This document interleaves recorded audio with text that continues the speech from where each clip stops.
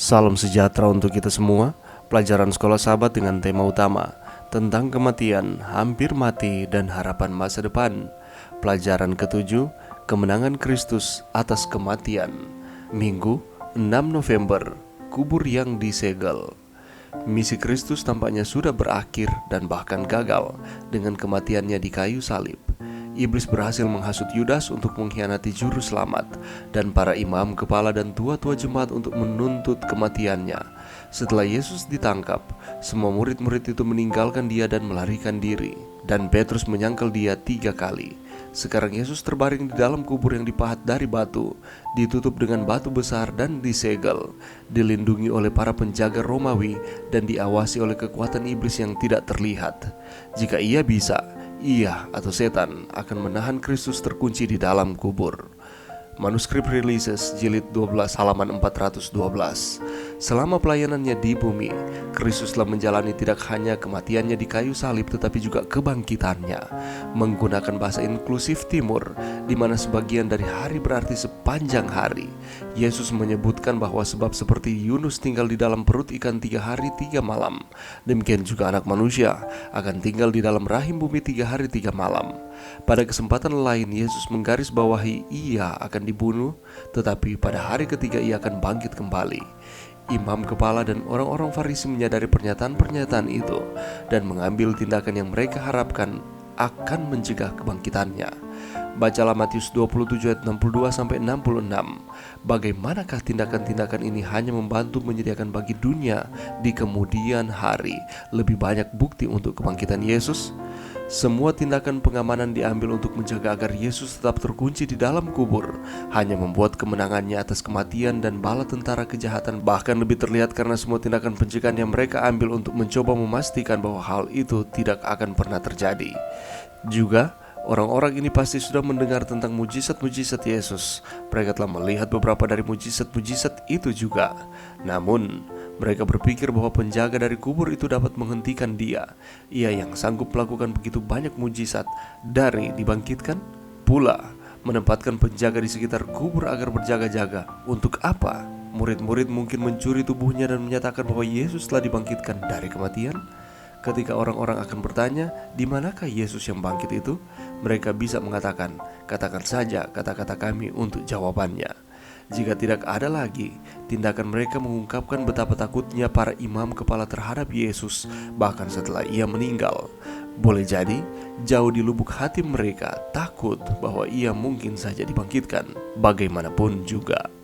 Pelajaran yang bisa kita dapatkan pada saat ini. Mari kita membaca Matius 27 ayat 62-66. Keesokan harinya, yaitu sesudah hari persiapan, datanglah imam-imam kepala dan orang-orang Farisi bersama-sama menghadap Pilatus dan mereka berkata, "Tuan, kami ingat bahwa si penyesat itu sewaktu hidupnya berkata, sesudah 3 hari aku akan bangkit. Karena itu perintahkanlah untuk menjaga kubur itu sampai hari yang ketiga. Jikalau tidak, murid-muridnya mungkin datang untuk mencuri dia, lalu mengatakan kepada rakyat, ia telah bangkit dari antara orang mati, sehingga penyesatan yang terakhir akan lebih buruk akibatnya daripada yang pertama." Kata Pilatus kepada mereka, "Ini penjaga-penjaga bagimu, pergi dan jagalah kubur itu sebaik-baiknya." Maka pergilah mereka, dan dengan bantuan penjaga-penjaga itu, mereka memeterai kubur itu dan menjaganya. Ini merupakan bagian yang syarat dengan kejutan. Mengapa demikian?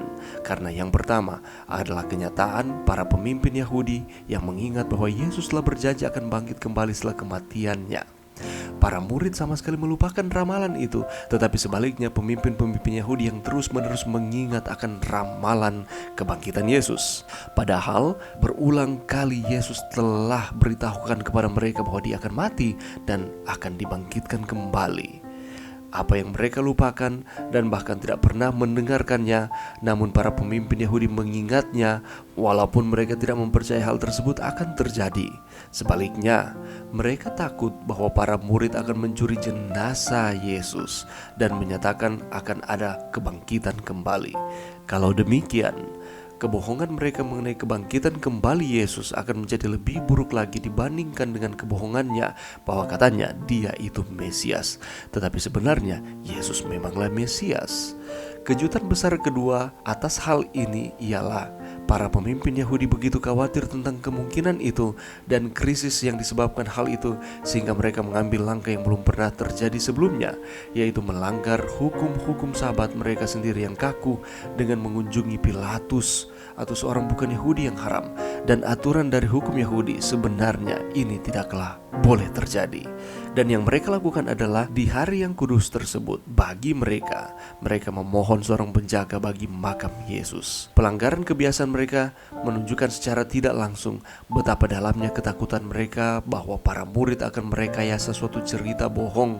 Orang-orang Yahudi yang berkuasa bersedia melakukan apa saja, menghalalkan segala cara untuk mengakhiri masalah Yesus.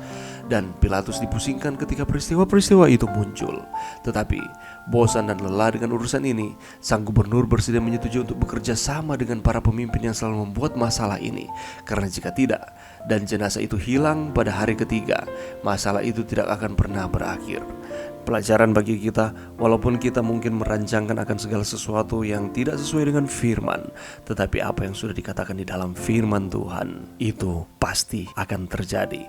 Dan benar, walaupun kubur tersebut sudah dimeterai, tetapi tindakan-tindakan seperti itu tidak dapat menghalangi kebangkitan Kristus. Kita bersyukur oleh karena kita memiliki Yesus Kristus yang walaupun ia mati, tetapi ia bangkit kembali. Kuburan yang disegel tidak mampu untuk menahannya untuk bangkit kembali.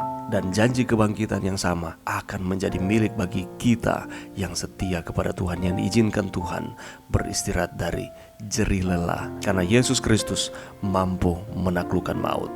Mari berdoa. Terima kasih Tuhan atas firman-Mu pada saat ini. Bantu kami untuk kami terus mengasihi Tuhan di dalam kehidupan kami. Ini doa kami di dalam nama Yesus. Amin.